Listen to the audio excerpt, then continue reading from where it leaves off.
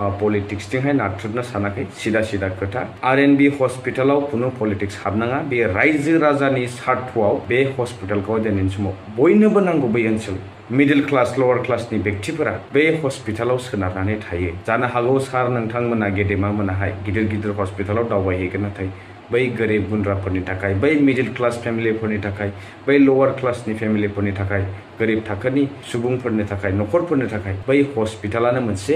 Next two गड होनजायो जेब्ला आसाम सरकारखौ আমি আন্দোলন করে খোয়া এই মেডিকেল কলেজ এটা ফুল প্লেজে চলাবার কারণে সরকারের স্পেশাল বাজেট ধরিব লাগে হুনা আপনি ইয়ার এজেন্ট আপনি জনাই দিও আমি আন্দোলনটো চলাই থাকি আমি চলাই থাকিম যেতিয়ালে আপনি কব নোৱাৰে মই মানে আসাম সরকার এইবিলাক কব নোৱাৰে আপুনি মই মিটিংলে আহিছো মিটিং লবলৈ আহিছো আপুনি কৈছে প্ৰেসিডেন্টৰ লগত মিটিংত আছিলো ঠিক আছে আপনি কৈ দিব এই আন্দোলনটো আপনি ये आंदोलन हमारा जो आंदोलन नहीं है वो सारा नागरिक का आंदोलन है आंदोलन नहीं बिचारा राइजो माने सम्प्रीतिर একটা অনুষ্ঠান তখন রাখিবার কারণে আমি আন্দোলন করছি ইয়াত কোনো কিবা নাই অকল বড় মানুষ নহয় বিভিন্ন জাতি জনগোষ্ঠী মানুহ ইয়াত আছে বেছিক আমি মুখ্য লোক কৰিব নোৱাৰো মই মেজিষ্ট্ৰেট হয় বুজি পাইছো আছে না অফিচত Why you cannot give this? He's the guardian of it. And this is a public servant. He should come.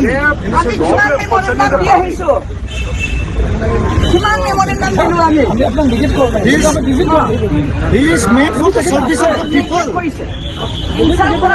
लाजिनो रोंगोन ना रोंला सरकारा माखौहाय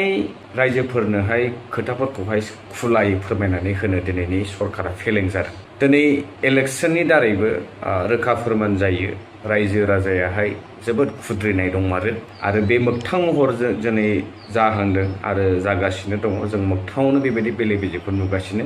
जायनि जाहोनाव सरकारा 100% फैमाल जादों आरो रायजोनि सरकार नङा बियो थारैनो माबा मोनसे जोङो जोबोद गिदिर गोरोन्थि मावदोंमोन बेनिखायनो जेब्लायबो जोंनि फारसे उल्थाल' जायो जाय जिनिसखौहाय जाय अनुष्ठानखौ बे फाहामसालिखौ देहा फाहामसालिखौहाय रुपनाथ ब्रह्म बायदि मानव गेदेर बिथांनि मुङाव दोननाय हस्पिटाल बा बेखौ गोबां सेक्रिफाइसेस खालामनानै मोननाय मोनसे अनुष्ठान मोननाय मोनसे बेबायदि बे जोंनि बर'निल' नङा देहा फाहामसालियाव बेमार आजार जायोब्ला दिनै जों बर'फ्राल' थां बेवहाय गुबुन गुबुन जाथिनि बयबो जाय बेरामजोंहाय गोग्लैसोनाय जाय बेरामजोंहाय न'खराव जाय बेरामजों देहाफोरा खस्थ' मोननाय बै सुबुंफोरानो बे देहा फाहामसालियावहाय फैनो गोनां बायध' दा बिदि बेलायावहाय मा थाजोंहाय बबे पइन्टजों दिनै सरकारा मोनसे फैखानाय प्रपार्टिखौहाय सिमफायफिननानै जाखानाय थाखानाय जिनिसखौ बोखारनानै बेवहाय बेलेग आलदा जिनिसखौहाय दाबदेरनो नागिरो फैनांगौ दिनै मेडिकेल कलेज फैगासिनो दङ बे मोनसे जोबोद मोजां बाथ्रा जोंनि थाखाय खिन्थु सरकारा बाजेटखौ काट अफ खालामनो सानदों नामा बाजेटखौ काट खालामनो साननानै दिनै थाखानाय मोनसे देहा फाहामसालिखौ बोखारनानै बेखौ मेडिकेल कलेजाव सोलायनो नागिरो दा रायजो राजाफोरनि खुद्रिनाय जे बे हस्पिटाला जेरै दङ ओरैनो थानांगौ आरो मेडिकेल कलेजाबो जानांगौ बेवहाय खुनु बेले बेजे बाथ्रा गैया जोबोद क्लियार काट मोनसे खोथा बियो आरो बेखौ लानानै दिनै सरकारा मानो फंसेबो खोथा बुङा दिनै मेमरेन्डाम साबमिट खालामनोनो दिनै सासे बुरै गेदेमाया होसिख्राव दिनै मेमरेन्डाम साबमिट खालामनोनो दिनै बेबायदि नारा नाथा जानो गोनां दिनै गावनि खामानि दामानि गारनानै दिनै धरनायाव जनो गोनां प्रटेस्ट खालामनो गोनां जायो मोनफ्रोमबो बिथिङाव मोनफ्रोमबो फिसा फिसा खामानियावनो दिनै प्रटेस्ट खालामाबानो खोनासं रायजोनि मोजां लुबैदों ना रायजोनि खहा जानायखौ लुबैदों रायजोनिफ्राय अनसायजानायखौ लुबैदों ना रायजोजोंहाय जोगार जानायखौ लुबैदों फालाय नैबे सरकारा मेगन गैया नामा बिथांमोन दिनै जि जिनिसखौ रायजोफोरनि स्वार्थ मावनांगौ रायजोफोरनि जैयावनो जै जालांदों बिथांमोना नाथाय रायजोफोरनि फारसे बिथांमोनाव मा ना गादि मोननानै बावजोब्बाय नामा बिथांमोनहा दिनैनि समावहाय रायजोनि प्रतिनिधि जानानै दिनै रायजोनि खामानिखौनो मावनो रोङाबा नोंथांनो बै सियाराव फज'नानै हाजार हाजार मानसिया दिनै नोंथांमोनखौ बै सियाराव जनायखौल' नायनो नेदोंमोन नामा दिनै जुदि रायजोनि प्रतिनिधि जानाया जुदि रायजोनि खामानियावनो उदायाब्ला मानि सरखार सोरनि थाखाय सरखार ना निजेनि उदैनि थाखायल' सरखार जानानै दं दिनै आसाम गभर्नमेन्टआ थारैनो जोंनि बिटिसि खौहाय मा खालामनो नागिर दा गुबुनखौ जोङो बाद दोनदो जोंनि बिटिसि काउन्सिलाहाय मानो सिरि बिटिसि काउन्सिलाहाय दिनै बर' हारिनि फारसे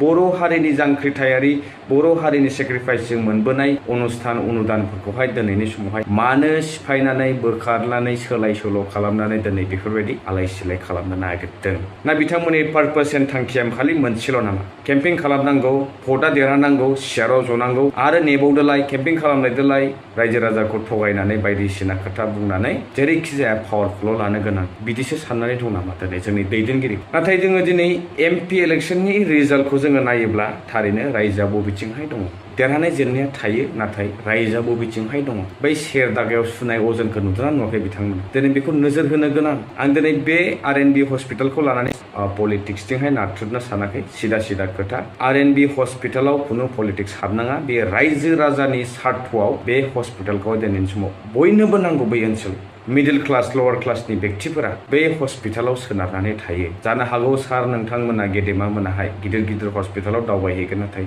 बै गोरिब गुन्द्राफोरनि थाखाय बै मिडिल क्लास फेमिलिफोरनि थाखाय बै लवार क्लासनि फेमिलिफोरनि थाखाय गोरिब थाखोनि सुबुंफोरनि थाखाय न'खरफोरनि थाखाय बै हस्पिटालानो मोनसे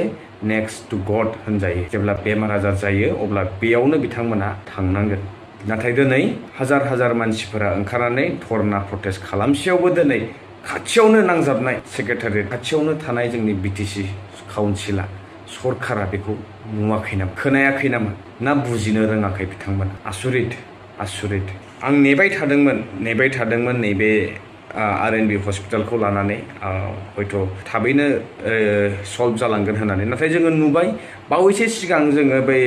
प्रफेसार भाइस चेन्सेलर लाडु सिंखौ लानानैबो बेखौ बोख्लायनांगौनि गोबां आन्दलन धरना रेलि खालामबाय नाथाय बेसेबांबा गोलाव समनि उनाव बायदिसिना जाथाय जालांबाय इउनिभारसिटियावहाय जेब्ला बिथांमोननि एम्स एन्ड अबजेक्टिभ्सफोरा फुलफिल जाबाय गभर्नमेन्टनि माबा मोनसे टारगेटआ फुलफिल जाबाय बा क्लियार जालांबाय अब्लासो बिथांखौहाय लासैनो बोथोर नाथाय बै गेजेराव जे सम माखाया नस्थ' जाबाय बै नाटक माखासेया थांबाय बेनि दायनिगिरिया सोर दिनै पाब्लिकआ जुदि फार्स्ट एन्ड फरमस्ट बिथांमोना जुदि खोनागोयोब्ला सरकारा बहा उन्दुनानै थायो बिथांमोना नुजेना नामा खोनाया नामा दिनै सर्सआ सोरनाव दङ डाटा इनफरमेसन कालेक्ट खालामनायनि सर्सआ सोरनाव दङ साधारन बे पाब्लिकफोरनावसो थायो ना बै सरकारनाव थायो नाथाय दिनै पाब्लिकआ खोनाग्रोयो बेनि उनावसो उन्दुना थानाय कुम्भकर्ण बायदि सरकारा लासैनो फोजा लास्टआव जोबथारनायावसो बिथांमोना सिखावा खारखांनानै पुलिसा मोनफैनाय बायदि जाथाया जागासिनो दङ जोंनि न' बायदिसिना सिमफायलाङो गामिया सिलिंखार जालांजोबो बुलडरजों सिफायलांजोब गाखांनानैसो हिर'फोरा बेबायदि जागासिनो दं जोंनि बिटिसिनि हालोदा जागोन मावगोन होनै दिनै 5 बोसोर जोबनोसै जोंनि सरकार थेवब्लाबो बिथांमोना सिरि मोनाखै बिसायख'थिनि समाव जोबोद गिदिर बाथ्रा रादाय होयो जालांबाय जोबलांबाय सिरि दा काउन्सिल फैनोसैलाय साननैसो उनाव जाय जेरै हागौ नारा नाथा बयबो होसिख्राव गारामा थरायलायनाय बुंसिगोन गिदिंलायदो पाब्लिकफोरा ओरैनिफ्राय ओरै बादलाय फैलाय ओरैबायदि सोरबा थाखा थफ्ला लानानै दिन्थिगोन सोरबा उन्दुगोन बिखासायाव लागोन उदैयाव लागोन सेलफि लागोन भाइरेल जागोन आसरित घटना किन्तु रायजो राजाफोरनि कमन इस्युस फिसा जिउ खुंलांनायनि जि फिसा डिमान्ड्स बारा गिदिरबो नङा जोबोद फिसा इस्युस दङ रायजोफोरनि बेखौ सुस्रांनोनो दिनै बिथांमोननो गोबां सम नांगौ प्लान पलिसिस बानायनो गोनां जायो नाथाय माबायदि पलिसि बानायदों जायनाखि रायजोनिनो खुनु उदायि